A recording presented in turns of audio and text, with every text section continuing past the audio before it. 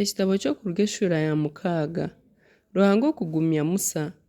Mukama yagambira Musa ati hati noija kureeba oku ndagire Faraaho ahakuba ahabw'okugyemu omukono gw'amaani aryabarekura nangwa n'okuba abingabo bingi omu nsi ye ahabw'ogwo mukono.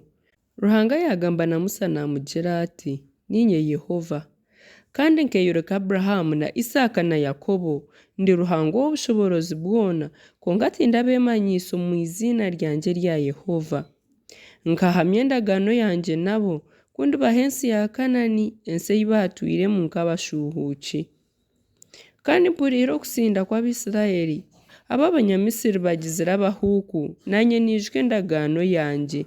Nahabw'ekyo gambira Abisirayiri kundi Yehova kandi kundi batuura emitwaro y'Abanyamisiri baabakoriire nkabiiha omu buhuuku bwabo nkabacunguza omukono gubangire n'ebifubiro by'amaani. Bwanyuma ndyabeetwarira mube abantu bangye kandi nanye mbe Ruhanga wanyu. Aho niho murimanyira kundi Yehova Ruhanga wanyu obatwire emitwaro y'Abanyamisiri babeekoriize kandi ndyabatwara omu nsi ei nimukiiza omukono kwa Aburahamu na Isaaka na Yakobo ngibahe kuba obuhunguzi bwanyu. Nyowe Yehova. Musa yagambira Abisirayiri ebigambo ebyo konka baayanga kumuhurira ahabw'obusaasi bw'omu mitima yaabo n'ahabw'obuhuuku bubi. Mukama yagambira Musa ati za owa Faraaho omugabe wa Misiri omugambire arekye Abisirayiri barye omu nsi ye. Musa yagambira Mukama ati reeba Abisirayiri tibampuriire mbwenu Faraaho we naabaasa kumpurira nyowe ow'eminwa etashazirwe. Mukama yagambira Musa na Aarooni naabatuma aha Abisirayiri n'ahari Faraaho omugabe wa Misiri kwiha Abisirayiri omu nsi ya Misiri. Bishenkuru ba Musa na Aarooni. Aba nibo bakuru b'emiryango ya bishenkuru bo batabani ba Reubeni omuzigizo gwa Isirayiri ni Hanoki, Palu, Hezironi na Karumi. Egyo niyo miryango ya Reubeni. Batabani ba Simiyoni ni Yemuweeri, Yamini, Ohadi, Yakini, Zohari na Shawuli omutabani ow'Omunyakananikazi. Egyo niyo miryango ya Simiyoni. Kandi aga nigo mazina g'abatabani ba Leevi nk'oku baagenzire nibakuratana omu kuzaara: Gereshoni, Kohasi na Merari.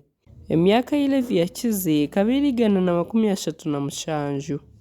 Batabani ba Gereshoni ni Libuni na Shimeyi nk'oku emiryango yaabo yabaire eri. Na batabani ba Kohasi ni Amuramu, Izuhari, Heburoni na Uziyeri. Kandi emyaka ei Kohasi yakize ekaba eri 133. Kandi abatabani ba Merari ni Mahiri na Mushi. Egyo niyo miryango y'Abaleevi nk'oku baagenzire nibakuratana omu kuzaara. Amuramu yashwera Yokebedi shenkazi yamuzaarira Aarooni na Musa. Emyaka ei Amuramu yakize ekaba eri 137. Batabani ba Izuhari ni Kora, Nefegi na Zikiri. Batabani ba Uziyeri ni Mishayeli, Elizafani na Zitiri. Aarooni yashwera Elisheba muhara wa Aminadabu munyanya wa Nahashoni yamuzaarira Nadabu, Abihu, Eliyazari na Itamari. Batabani ba Kora ni Asiri, Erukana na Abiyasafu. Egyo niyo miryango y'Abakora. Eliyazari mwene Aarooni yashwera omwari bahara ba Putiyeri yamuzaarira Finehasi. Abo nibo bakuru b'emiryango ya bishenkuru b'Abaleevi nk'oku emiryango yaabo yabaire eri. Abo nibo ba Aarooni na Musa abo Mukama yagambiire kwiha Abisirayiri omu nsi ya Misiri nk'oku amahe gaabo gabaire gari. Abo nibo bagambiire Faraaho omugabe wa Misiri eby'okwiha Abisirayiri omu Misiri. Abo nibo Musa na Aarooni bari.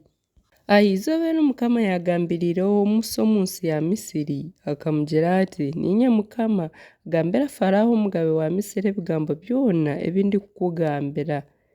Musa yagambira Mukama ati nyowe ndi omuntu w'eminwa etashazirwe Faraaho aryabaasa ata kumpurira.